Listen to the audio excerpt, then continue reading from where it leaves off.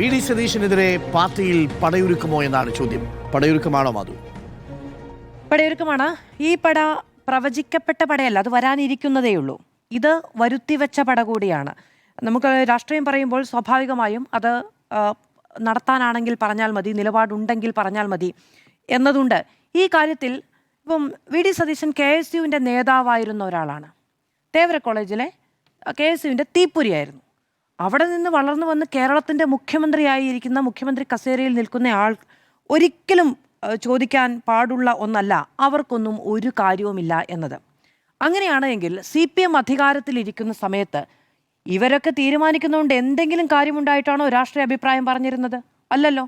VD. Satheesan പറയുന്നതുകൊണ്ട് സർക്കാരിൻ്റെ നയത്തിലും പ്രതിപക്ഷ നേതാവായിരിക്കുമ്പോൾ നിലപാടിലും എന്തെങ്കിലും മാറ്റം വരുമെന്ന് വിചാരിച്ചിട്ടാണോ തുറന്നെതിർത്തിരുന്നത്?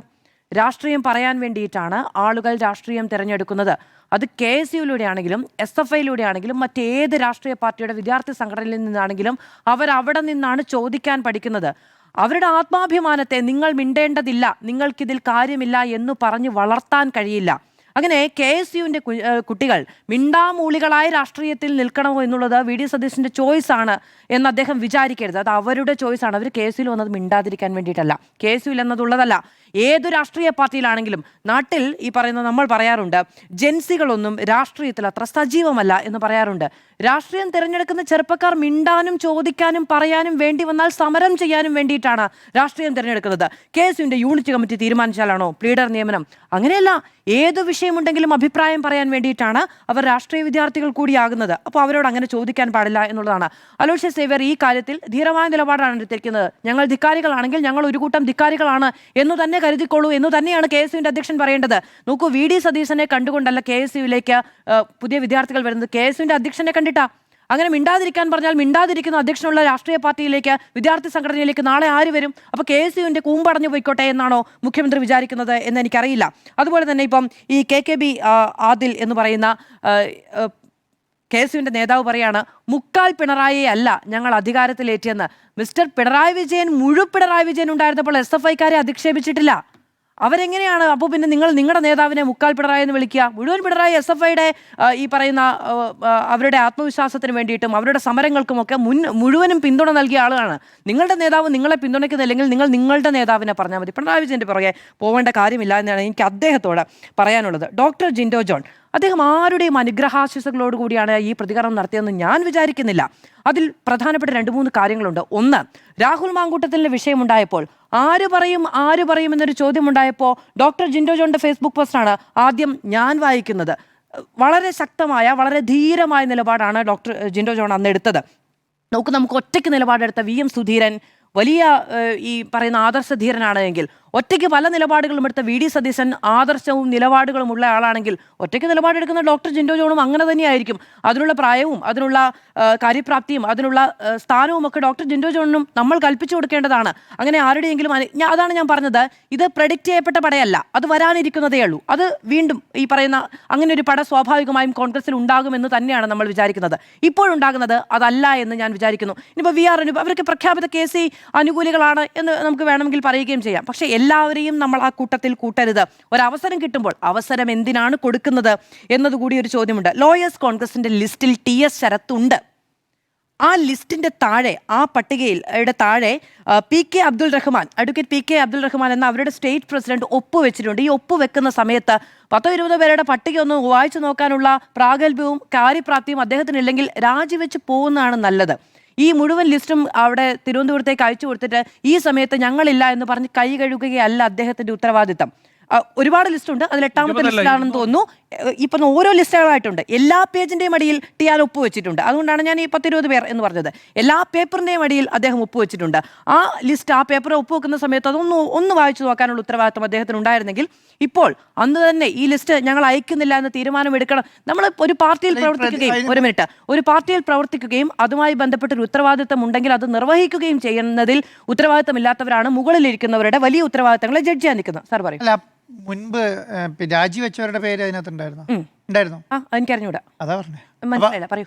ഇപ്പം ഈ ഒരാളുടെ പേരാണല്ലോ മാധവ് പറഞ്ഞത്. ടി ശരത്തിന്റെ പേരുണ്ട്. അപ്പൊ അതിന് മുൻപ് രാജിവെച്ച പ്രദീപൊക്കെ ഉണ്ടല്ലോ, അദ്ദേഹത്തിന്റെ ഒക്കെ പേര് ഈ ലിസ്റ്റിലുണ്ടായിരുന്നോ, കൊടുത്ത ലിസ്റ്റിലുണ്ടായിരുന്നോ? ഇല്ല ഇല്ല. ഇല്ല. അപ്പൊ പിന്നെ എങ്ങനെയാ GP ആയിട്ട് അല്ല, നിയമിക്കാൻ പറ്റുക? ഇപ്പോഴത്തെ വിവാദം ഇതല്ലേ? ഇതെല്ലാം ഒന്നും അന്ന് ശരിയാണോ? രാജിവെച്ചല്ലോ, അന്ന് നമ്മൾ അതിനെ നിശ്ചിതമായി അല്ല വിമർശിച്ചു. അതെ ഞാൻ അല്ല അനുകൂലിച്ചോ? ഇല്ല ഞാൻ പറഞ്ഞത് ഞാൻ പറഞ്ഞത് അത് സ്പെഷ്യൽ പ്ലീഡർ അത് അല്ല ഞാൻ എന്താണ് പറയുക, ഈ പ്ലീഡർ നിയമന വിവാദമാണല്ലോ പ്രശ്നം. ചിത്രയുടെ പേര് വന്നത് എങ്ങനെയാണ്? ഇതിനകത്തുണ്ട് സാർ, നമ്മൾ അതിനെ എങ്ങനെയാണ് അമൽദർശിന്റെ പേര് വന്നത്? ഇല്ലെന്ന് പറഞ്ഞു. മാധു പറഞ്ഞത് ശരിയാണ്.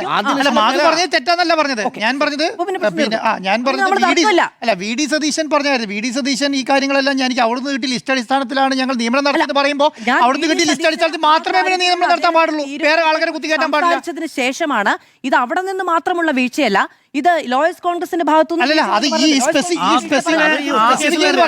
അത് ഒറ്റ കേസിലേ ഉള്ളൂ. അമൽദർശന്റെ കാര്യത്തിലില്ല, ചിത്രയുടെ ഞാൻ കാര്യത്തിലില്ല, പറഞ്ഞോട്ടെ ബാക്കി. രാജശ്രീയുടെ കാര്യത്തിലില്ല. ഞാൻ അതിന്റെ ഒന്നും ചെയ്തിട്ടില്ലല്ലോ. ഓക്കെ, അപ്പൊ ഞാൻ പറഞ്ഞോട്ടെ. ഇനിയിപ്പോ ഞാനത് പറയേണ്ടതുമില്ലല്ലോ അല്ലേ? അപ്പോ ഈ കാര്യം ലോയേഴ്സ് കോൺഗ്രസിന്റെ ലിസ്റ്റിലുള്ള ആളാണ്. ഇനി അവിടെ ഒരു പ്രശ്നമുണ്ട്. എന്താണെന്നറിയാമോ? വി ഡി സതീശൻ കഴിഞ്ഞ ദിവസം വാർത്താ സമ്മേളനം നടത്തിയപ്പോൾ പറഞ്ഞത് സ്വജനപക്ഷപാതമാണ് എന്നാണ് പി രാജീവൊക്കെ ഉന്നയിക്കുന്ന ആരോപണം. ശരിയാണ്. എല്ലാ കാലങ്ങളിലും എല്ലാ രാഷ്ട്രീയ പാർട്ടികളും അധികാരത്തിലിരിക്കുമ്പോൾ അവരവരുടേതായിട്ടുള്ള സംഘടനകളിൽ നിന്നാണ് നിയമനം നടത്തുന്നത്. അങ്ങനെ നടത്താൻ പാടില്ല. പക്ഷപാതമാണ്. സ്വന്തം പാർട്ടിക്കാർ നൽകുന്ന ലിസ്റ്റിൽ നിന്നല്ല പ്ലീഡർമാരെ നിയമിക്കേണ്ടതെന്നാണ് വൈപ്പ് നിയമപരമായി. പക്ഷെ അങ്ങനെയാണ് ചെയ്യാറുള്ളത്. ഇപ്പൊ കഴിഞ്ഞ ദിവസം ഈ പറയുന്ന UDF-ലുള്ള നേതാക്കൾ തന്നെ, അഭിഭാഷകർ തന്നെ വളരെ വ്യക്തിപരമായി സംസാരിക്കുന്ന സമയത്ത് ആ പറയുന്നതിലൊരു രാഷ്ട്രീയ പ്രശ്നമുണ്ട്, അങ്ങനെ പറയാൻ പാടില്ല എന്ന് പറഞ്ഞു. ഇപ്പോൾ അങ്ങ് നേരത്തെ പറഞ്ഞ പല നിയമനങ്ങളും ശേഷാദ്രിനാഥന്റെ നിയമനവുമായി ബന്ധപ്പെട്ട് എന്തായിരുന്നു? സംഖ്യകളെ നിയമിച്ചു എന്നുള്ള ആരോപണമാണ് ഉയർന്നത്. ഞാൻ ഒന്ന് ഈ സ്വജനപക്ഷപാതമാണ് നടത്തുന്നതെന്ന് ഒരു കേരളത്തിലെ മുഖ്യമന്ത്രി പറഞ്ഞാൽ അതിന്റെ അർത്ഥം എന്താണ്? മുഖ്യമന്ത്രി പറഞ്ഞോ? ഇല്ലേ?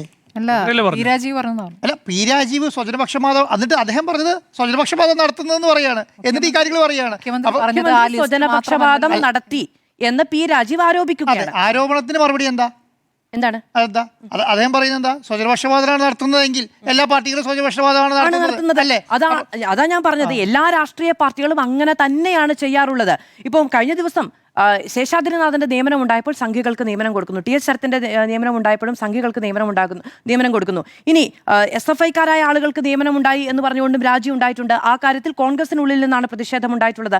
ഈ രാഷ്ട്രീയ പാർട്ടികളിൽ നിന്നും മറ്റ് രാഷ്ട്രീയ പാർട്ടികളിൽ നിന്നും സ്വന്തം രാഷ്ട്രീയ പാർട്ടികളിൽ നിന്നും അല്ല നിയമനം നടത്തേണ്ടത്. ഈ രണ്ട് കാര്യത്തിലും ഇപ്പോൾ കഴിഞ്ഞ ദിവസം പി രാജീവും ഇപ്പോൾ PM മുഹമ്മദ് റിയാസും എല്ലാം മറ്റ് രാഷ്ട്രീയ പാർട്ടികളിൽ നിന്ന് നിയമനം നടത്തിയപ്പോഴും വിമർശിച്ചു, കോൺഗ്രസിനുള്ളിൽ നിന്ന് നിയമനം നടത്തിയപ്പോഴും വിമർശിച്ചു. അത് സ്വജനപക്ഷപാതം, മറ്റത് സംഘികൾക്ക് വേണ്ടിയുള്ള വഴിവിട്ടൽ. ഈ രണ്ട് കാര്യത്തിലും വിമർശിച്ചു. അതിൽ കൃത്യമാണ് വി ഡി സതീശൻ വാർത്താ സമ്മേളനം നടത്തിയപ്പോൾ കോൺഗ്രസിന്റെ ലിസ്റ്റിൽ നിന്നാണ് എന്ന് പറഞ്ഞത് സ്വജനപക്ഷപാതത്തിന്റെ തെളിവ് തന്നെയാണെന്ന് രാഷ്ട്രീയ വിമർശനം നമുക്ക് ഉന്നയിക്കാൻ കഴിയുന്ന ഒരു കാര്യം തന്നെയാണ്. ഇനി വേറെയും പ്രശ്നങ്ങളുണ്ട്. ഈ ഇത്രയും കാലം 10 വർഷം അധികാരത്തിനപ്പുറത്തിരുന്ന് ഈ പറയുന്ന രക്ഷാപ്രവർത്തനം, ഈ പറയുന്ന പോലീസിന്റെ ഭാഗത്തു നിന്നുള്ള വേട്ടയാടൽ, സമരങ്ങൾ, DYFI-ക്കാരുടെ പ്രതിഷേധങ്ങൾ, പലപ്പോഴും ക്യാമ്പസുകളിലുണ്ടാകുന്ന കലാപങ്ങൾ, അതിൻ്റെ പേരിൽ ഏൽക്കേണ്ടി വരുന്ന മർദ്ദനങ്ങൾ, ഇങ്ങനെ പലതും. അതാണ് ഡോക്ടർ ജിൻഡോ ജോണിന്റെ പോസ്റ്റ് വളരെ വൈകാരികമാണ്. കാല് ചവിട്ടി ഒടിച്ച ആളുകൾ, സമരത്തിന്റെ ഭാഗമായി കാല് ചവിട്ടി ഒടിച്ച ആളുകൾ പിന്നീട് ഈ സർക്കാർ അധികാരത്തിൽ വന്ന് ദിവസങ്ങൾക്കുള്ളിൽ, പ്ലീഡർ നിയമനമൊന്നും പൂർത്തിയായിട്ടൊന്നുമില്ല, ദിവസങ്ങൾക്കുള്ളിൽ അധികാരത്തിന്റെ ഭാഗമായി കിട്ടുന്ന സ്ഥാനമാനങ്ങളിൽ ഇരിക്കുന്നത് കണ്ടുകൊണ്ട് നിൽക്കുന്നത് സ്വാഭാവികമായും KSU-ക്കാർക്കും യൂത്ത് കോൺഗ്രസ്സുകാർക്കും ഒക്കെ വേദനയുണ്ടാകുന്ന സംഭവങ്ങൾ തന്നെയാണ്. അക്കോമഡേറ്റ് ചെയ്യപ്പെട്ടവന്റെ ആരും ഇനി കോൺഗ്രസിൽ ഇല്ല എന്ന് അവരാരും കരുതുന്നില്ല.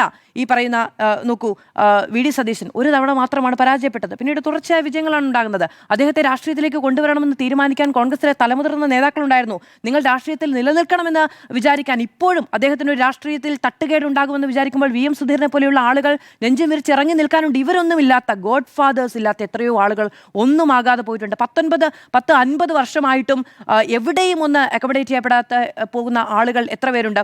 ഇപ്പോൾ കോൺഗ്രസ്സുകാരുടെ കാര്യം എങ്ങനെയാണെന്നറിയാമോ? മുമ്പ് ആലപ്പുഴയിലെ ചില നേതാക്കൾ പറഞ്ഞിട്ടുമുണ്ട്, ആദ്യം അവരോട് ചോദിക്കും, നിങ്ങൾ ഇപ്പോൾ വന്നതല്ലേ ഉള്ളൂ, നിങ്ങൾ കുറച്ചും കൂടെ കാലം കഴിയട്ടെ, അങ്ങനെ പോകും. കുറച്ചും കൂടെ കാലം കഴിയുമ്പം കുറച്ചും കൂടി യങ്ങറായിട്ടുള്ള ആളുകൾ വരട്ടെ. അങ്ങനെ ജീവിതകാലം മുഴുവനും ഒരു പോസ്റ്റും കിട്ടാതെ, എന്നാൽ സ്വന്തമായിട്ടുള്ള ആസ്തി വരെ വിറ്റ് രാഷ്ട്രീയം നടത്തി തൊലഞ്ഞു പോകുന്ന ആളുകളുണ്ട്. ആരോഗ്യ പ്രശ്നങ്ങൾ കൊണ്ട് വീണു പോകുന്ന ആളുകളുണ്ട്. കേസുകളുടെ കൂമ്പാരം തലയിലേറ്റി പോകുന്ന ആളുകളുണ്ട്. ഇവർക്കൊന്നും കിട്ടാത്ത ഈ പറയുന്ന എല്ലാ പ്രിവിലേജുകളും അനുഭവിച്ചിട്ട് അധികാരത്തിലേക്ക് വന്നതിന് ശേഷം, അതാണ് ഡോക്ടർ ജിൻഡോ ജോൺ പറയുന്നത്, കാലിലെ പൊടി തട്ടിക്കളയുന്ന ലാഘവത്തോടുകൂടി ഈ കൈപിടിച്ച് കയറ്റിയവരെ തട്ടിക്കളഞ്ഞിട്ട് പോകുന്ന സ്വഭാവം എന്ന് പറയുന്നത് അത് തിരിഞ്ഞു കുത്തപ്പെടും എന്നുള്ളതാണ്. ഇനി പ്രെഡിക്റ്റ് ചെയ്യപ്പെട്ടൊരു പടയുണ്ടല്ലോ, അത് ഈ വരുന്ന 5 വർഷക്കാലവും വി ഡി സതീശനെ വാഴിച്ചേക്കാമെന്ന് ഈ യുദ്ധത്തിൽ അദ്ദേഹത്തിന്റെ എതിരിൽ നിന്ന ആളുകളൊക്കെ വിചാരിച്ചിട്ടുണ്ട് എന്ന് ഞാനും വിചാരിക്കുന്നില്ല. നമ്മളിവിടെ മുൻപും അത് പറഞ്ഞിട്ടുണ്ട്. നേരത്തെ സ്മൃതി മാഡം പറഞ്ഞിട്ടുണ്ട് വി ഡി സതീശൻ ഒറ്റയ്ക്കാണെന്ന്, വി ഡി സതീശനെങ്കിലും തിരിച്ചറിയണം എന്നുള്ളത്. അങ്ങനെ ഒരു പാളയത്തിൽ പട അപ്പുറത്ത് കോപ്പ് കൂട്ടി നിൽക്കുന്നുണ്ടോ എന്ന ജാഗ്രത മുഖ്യമന്ത്രിക്കില്ല എങ്കിൽ അദ്ദേഹം പിന്നെ ഒന്നും പറയാനില്ല എന്നുള്ളതാണ്. അദ്ദേഹത്തെ കോൺഗ്രസ് ഒരു തുറന്ന പ്രസ്ഥാനം എന്ന നിലയ്ക്ക് പൂർണ്ണമായും പിന്തുണയ്ക്കുമെന്നും അതിന് നേരത്തെ അനുഗ്രഹാശിസുകൾ ഉണ്ടെന്ന് പറഞ്ഞ ആളുകളൊക്കെ പൂർണ്ണ അകമഴിഞ്ഞ പിന്തുണ നൽകുമെന്നും നമ്മൾ വിചാരിക്കേണ്ടതില്ല എന്ന് തോന്നുന്നു. ഇനി ഈ വിഴിഞ്ഞം പദ്ധതിയുമായി ബന്ധപ്പെട്ട് പ്രതിപക്ഷം ഉന്നയിച്ച ആരോപണങ്ങളിൽ ഇപ്പോൾ പ്രതിപക്ഷ നേതാവ് മാത്രമാണ് നിൽക്കുന്നത്. മറ്റുള്ളവരിൽ പലരും അതിൽ അഭിപ്രായ വ്യത്യാസം പറഞ്ഞു കഴിഞ്ഞിരിക്കുന്നു. പക്ഷെ ആ വിഷയത്തിൽ ആദ്യം പ്രതികരിച്ചതാരാ? ആ വിഷയത്തിൽ CPM പോലും നിലപാടെടുക്കുന്നതിന് മുമ്പ് ഈ പ്രതികരണങ്ങൾ നടത്തിയവരിൽ കോൺഗ്രസ് നേതാക്കൾ തന്നെയുണ്ട്. എക്സൈസ് വകുപ്പുമായി ബന്ധപ്പെട്ട് പ്രശ്നമുണ്ടായപ്പോൾ കോൺഗ്രസ് നേതാക്കൾ തന്നെയുണ്ട്. ഇത് തുറന്ന ജനാധിപത്യത്തിന്റെ പ്രഘോഷണമൊന്നുമല്ല. അത് വെട്ടാൻ പറ്റുന്നിടത്ത് വെട്ടാനും, കുത്താൻ പറ്റുന്നിടത്ത് കുത്താനും, തള്ളിപ്പറയാനിടത്ത് തള്ളിപ്പറയാനും, ഇമേജ് തകർക്കാൻ കഴിയുന്നിടത്ത് ഇമേജ് തകർക്കാനും ഒക്കെ ശ്രമിക്കുന്ന ഒരു സംഘം അപ്പുറത്തുണ്ട് എന്നോ അല്ലെങ്കിൽ ഇപ്പുറത്തുണ്ട് എന്നോ തിരിച്ചറിയാതെ മുന്നോട്ട് പോകാനാണെങ്കിൽ അതിൻ്റെ ഇനി ഞാനതിനെ നേരിട്ട് കൊള്ളാം എന്ന് വേണമെങ്കിൽ നിലപാടെടുക്കാം. പക്ഷെ അതിന് ഒരു ന്യായമുണ്ടാകണം, നീതി ഉണ്ടാകണം എന്നുള്ളതാണ്. യൂത്ത് കോൺഗ്രസിനെയും KSUവിനെയും തള്ളി പറഞ്ഞുകൊണ്ടൊന്നും അത് സാധ്യമാകില്ല എന്നുള്ളതാണ്. ഇതിനപ്പുറത്തേക്ക് അക്കൗണ്ടബിളായ കാര്യങ്ങൾ ചെയ്യേണ്ട എത്രയോ കാര്യമുണ്ട്. ഇവിടെ പവർ കട്ടുമായി ബന്ധപ്പെട്ട് വലിയ പ്രശ്നം നടക്കുന്നത് സർക്കാർ അതിന് അഡ്രസ്സ് ചെയ്യണ്ടേ, അതിന് മറുപടി പറയണ്ടേ? എങ്ങനെയാണ് ഇത്രയും വലിയ പ്രതിസന്ധി ജനങ്ങൾക്ക് ഉണ്ടാക്കി കൊടുക്കുക? ഇനി വൈദ്യുതി പ്രതിസന്ധിയാണ്, ഡാമുകളിൽ വെള്ളമില്ല, ഉപഭോഗം കൂടി, ഏതാണ്ട് 8 ലക്ഷം യൂണിറ്റിന് ഉപഭോഗം കൂടിയിട്ടുണ്ട് എന്ന് വൈദ്യുതി മന്ത്രി മാധ്യമങ്ങളെ കണ്ടപ്പോൾ പറഞ്ഞു. കഴിഞ്ഞ വർഷവുമായി കാൽക്കുലേറ്റ് ചെയ്യുകയാണെങ്കിൽ ശരി, പ്രതിസന്ധിയുണ്ട്, കറണ്ട് കട്ടില്ലാതെ മുന്നോട്ട് പോകാൻ കഴിയില്ല, നടക്കട്ടെ, അതിനൊരു സമയം ഫിക്സ് ചെയ്യണ്ടേ? വൈദ്യുതി മന്ത്രി വളരെ കൃത്യമായി ഇതിനൊരു തീരുമാനമെടുക്കണ്ടേ? എത്ര ദിവസമായി ഈ പരിപാടി തുടങ്ങിയിട്ട്? തീരുമാനമെടുത്ത് ജനങ്ങളോട് ഇന്നതാണ് പ്രതിസന്ധി, ഇത്രയാണ് പ്രശ്നം, അതുകൊണ്ട് കറണ്ട് കട്ട് ഏർപ്പെടുത്തുകയാണ്, വൈകുന്നേരം 8 മണി മുതൽ 8:30 വരെ കറണ്ട് ഉണ്ടാകില്ല, ഇന്ന സ്ഥലത്ത് ഇന്ന ഇതുപോലെയാണെന്ന് പ്രഖ്യാപിക്കണ്ടേ? ഇതൊന്നും ചെയ്യാതെ ഇന്ന് തൃശ്ശൂര് ഒരു KSEB ഓഫീസർക്ക് മുളവടി കൊണ്ട് തല്ല് കിട്ടി. അയാൾ എന്ത് ചെയ്തിട്ടാ? ആ മുളവടി കൊണ്ടുള്ള തല്ല് യഥാർത്ഥത്തിൽ മന്ത്രിമാർക്കാണ് കിട്ടിയത് എന്ന് കണക്ക് കൂട്ടാമെന്ന് പറയും. നമ്മൾ ഈ മറ്റേ ഗോഡ് ഫാദറിനകത്ത് എനിക്ക് ഇത് പറ്റാത്തതുകൊണ്ടാണെന്ന് പറഞ്ഞിട്ട് ചേട്ടനൊട്ടൊരെണ്ണം പൊട്ടിക്കുന്നുണ്ടല്ലോ, അല്ല അനിയനൊട്ടൊരെണ്ണം പൊട്ടിക്കുന്നുണ്ടല്ലോ, ആ നിലയ്ക്ക് എന്ന് കരുതിയാൽ മതി എന്നുള്ളതാണ്. ആ അടി യഥാർത്ഥത്തിൽ അധികാരത്തിന് കിട്ടിയ അടിയാണ്. ആ പാവപ്പെട്ട മനുഷ്യൻ സർക്കാർ ജോലി കിട്ടുന്നത് കൊണ്ട് അത് മേടിച്ചുകൊണ്ട് വീട്ടിൽ പോയി എന്നേ ഉള്ളൂ. DYFIക്കാർ യൂണിറ്റിൽ കയറിയിരുന്ന് ഈ KSEBയുടെ ഓഫീസിൽ കയറിയിരുന്ന് മുദ്രാവാക്യം വിളിക്കുന്നുണ്ട്. എന്താ ലോകകപ്പ് കാണാൻ പറ്റില്ല, 12:30-ക്കൊക്കെ കറണ്ട് കട്ടാണ് നടക്കുന്നത്. അപ്പോൾ ഈ കാര്യങ്ങളിലൊക്കെ തീരുമാനമെടുക്കുക. അതിനൊരു ഘടകവിരുദ്ധത എന്താണെന്ന് വെച്ചിട്ടുണ്ടെങ്കിൽ അദ്ദേഹത്തിൻ്റെ പേര് സണ്ണി എന്നാണ്, പക്ഷെ തീരെ വെളിച്ചമില്ല എന്ന്. ഈ ട്രോളുകളാണ് ഇതൊക്കെ. ഈ സർക്കാരിനെ ജനം വിശ്വസിച്ച് അധികാരത്തിലേറിയ സർക്കാരിനെയാണ്. ശരിയാണ്, കഴിഞ്ഞ സർക്കാരിന്റെ അവസാന കാലത്താണ് ആദ്യമായി പവർക്കട്ടുണ്ടായത്. ആ പ്രതിസന്ധി ഇപ്പോഴും തുടരുന്നുണ്ട് എന്ന് വേണമെങ്കിൽ രാഷ്ട്രീയമായി പ്രതിരോധിക്കാം. പക്ഷേ ഇതിനൊന്നിനും നേരമില്ല എന്നുള്ളതാണ്. സണ്ണി ജോസഫിന് എത്രയോ ദിവസം കൂടിയാണ് ഇന്ന് മാധ്യമങ്ങൾക്ക് മുന്നിൽ കണ്ടത്. പഴയ കോൺഗ്രസ് കാലത്താണെങ്കിൽ കോമഡി എന്ന് പറയുമ്പോൾ ഏപ്രിൽ 25 യൂത്ത് കോൺഗ്രസ്സുകാർ മെഴുകുതിരി കത്തിച്ച് KSEBയുടെ ആസ്ഥാനത്ത് പ്രതിഷേധിച്ചു. DYFIക്കാർ വേറെ യൂണിറ്റിൽ പോയി മെഴുകുതിരി കത്തിച്ച് പ്രതിഷേധിച്ചു. ഇടയ്ക്ക് നടന്ന ഒരു രാഷ്ട്രീയ മാറ്റം മാത്രമാണ്, പ്രത്യേകിച്ച് മാറ്റമൊന്നുമില്ല.